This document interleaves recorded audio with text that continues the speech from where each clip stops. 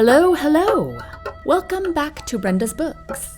Thank you for coming back to listen to more of Queen Andraya. Today we are on Chapter 39. Here we go. Chapter 39. Hair, Blood, and Pleadings.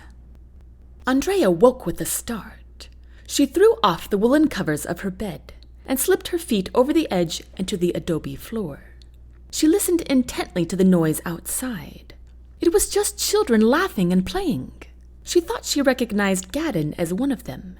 What a wonderful sound to wake up to. She stood and folded her covers over her pillow. She glanced around the small room. 2 hand-carved wooden dressers stood tall against the wall, and 2 pairs of shoes rested next to them. Ivy grew up and down the walls in all directions.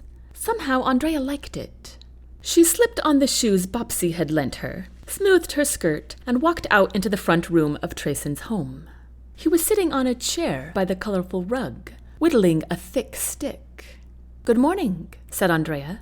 Trayson jumped, then stood to face her. "Good, you're awake. How did you sleep?" "Very well. Thank you for the bed."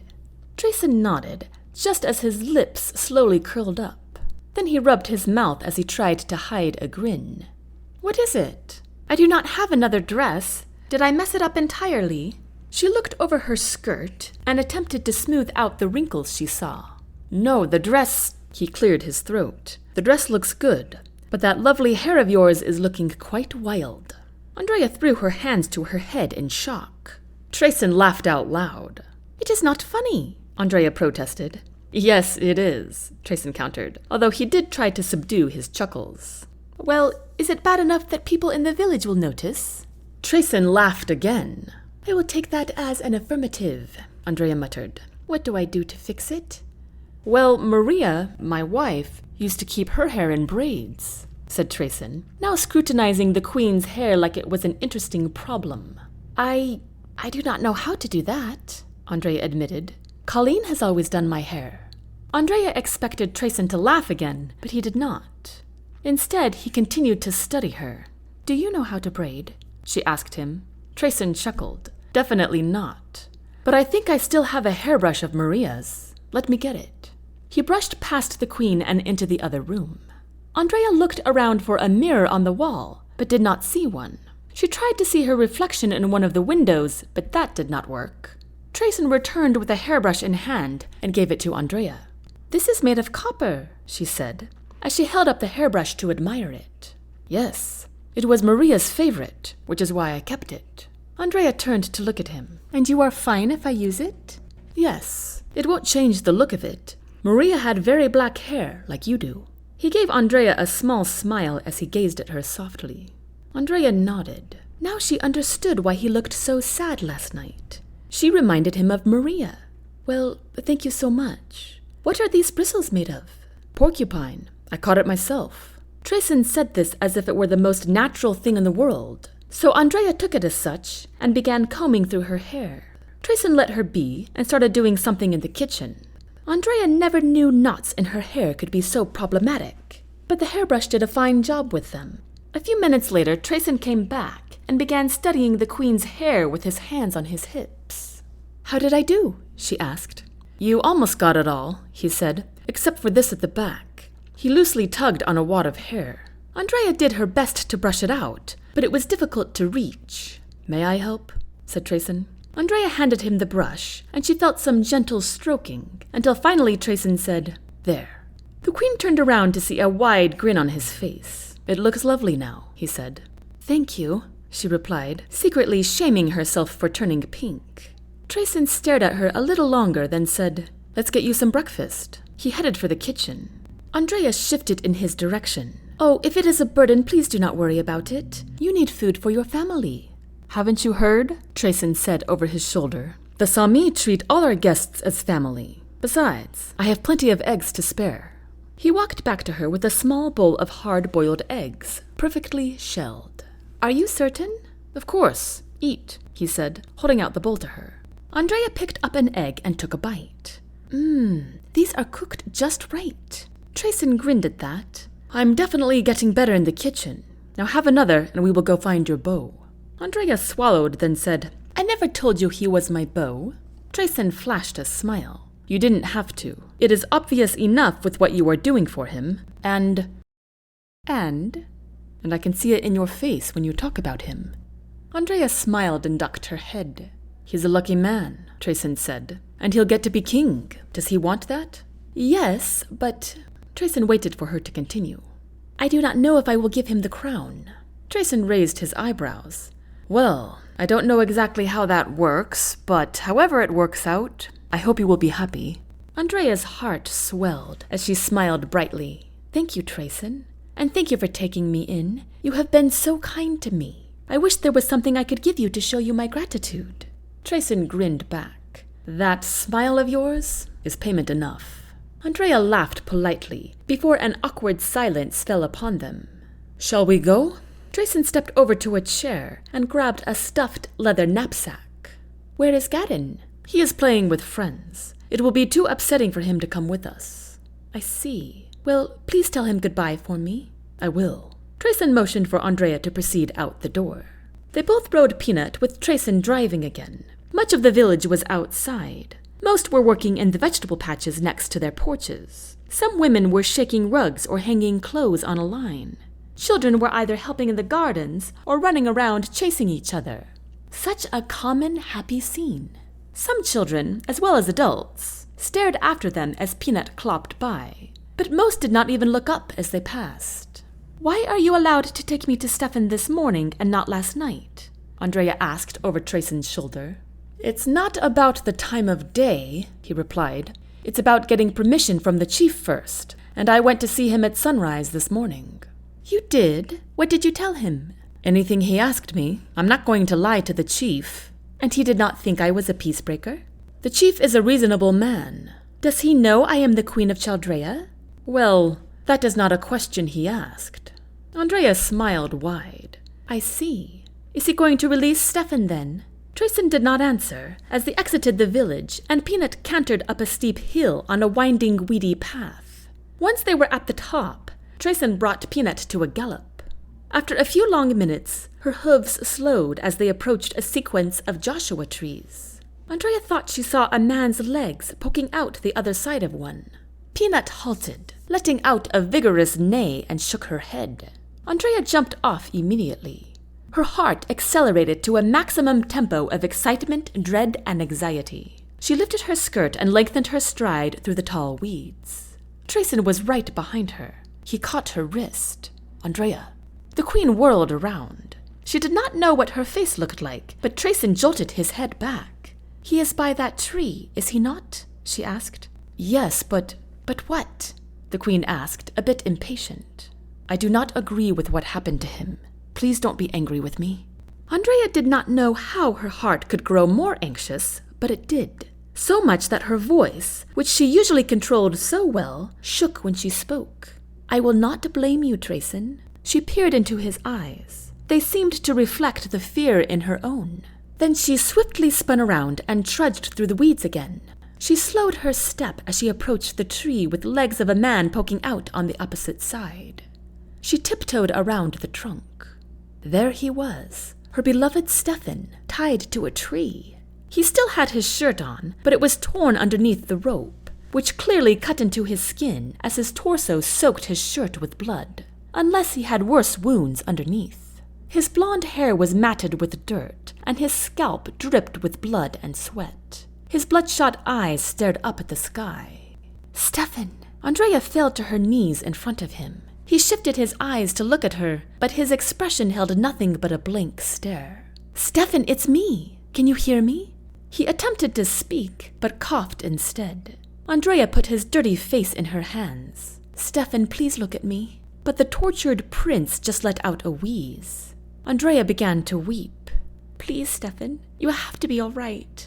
She kissed his forehead and his nose and his lips and all over his cheeks. She did not care that everywhere tasted of dirt and blood, some of it dry and some of it not. She leaned her forehead against his and wept some more. Andraya. The queen gasped and leaned back to look at him, his face still in her hands. Yes, I am here. Are you all right? I am now, he rasped. Andraya resumed kissing him all over his face. When she pressed her lips against his, Steffan kissed her back.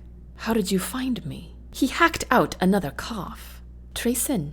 Andraya glanced up at her new friend, standing a few feet away. His expression sagged with dejection. Steffan managed to move his eyes to glance up at him. "Thank you for bringing her to me." "She's a very convincing woman," Trayson replied. Steffan lifted one corner of his mouth.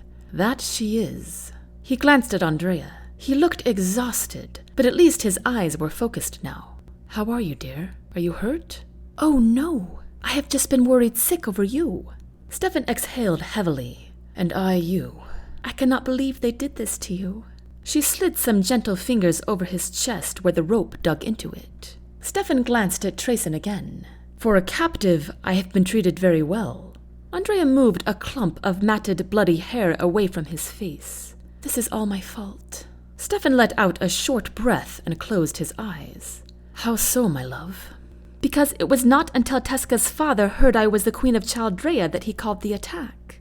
I never knew I had such a bad reputation." Steffan's cracked lips curled up into a weak smile. "That has everything to do with King Gordon, not you." "I am still so sorry," she whispered, fresh tears spilling down her cheeks. Steffan opened his eyes and sighed. "I wish I could hold you right now." Andraya glanced up at Trayson, who was now peering toward the village. The queen moved around the trunk of the tree and started prying at the large knot of the rope. "I cannot let you do that," Trayson announced. "But I am doing it, Trayson. He deserves to be free, and you know it." Trayson took a few steps toward Andraya. "If I let you do this, we will all be killed." The queen gazed up at him from her crouched position. "Why? I thought you explained everything to the chief. You said he was a reasonable man, and you promised you would help us both, remember? And I intend to keep that promise. But things have to be done in proper order with the Sami. I need to bring you both to the chief to be questioned." Andraya stood to face him. "How long will that take?" Trayson shrugged. "Sometimes questioning can take 2 or 3 days." The queen shook her head with vigor. "We do not have time for that. The slaves plan to commandeer my ships at noon today, so they can sail to Chaldrea. I must get back to them before then, and I am not leaving without Steffan. Just tell the chief we got away." "He will know better, and I will be killed," Trayson said, his voice remarkably steady. "I would be willing to sacrifice myself for 2 innocent people." He motioned toward Andraya and Steffan. "But I cannot do that to Gadin. He needs me." Andraya paused to gauge Trayson's expression. He looked torn but determined. She could see the goodness in his eyes. "Why don't you go get Gadin and come with us? You can come to Chaldrea." Trayson was taken aback by this, but he shook his head. "I cannot abandon my people." "Why not?" Andraya cried. "You are a bit of a slave here yourself, you know." Trayson's eyes flashed with anger, but he remained calm. "You do not know what you speak of." "It is hard to do right by everyone, Trayson," Andraya said softly. "You would not abandon your people." "You are right," Andraya said, crouching down again and picking at the knot once more.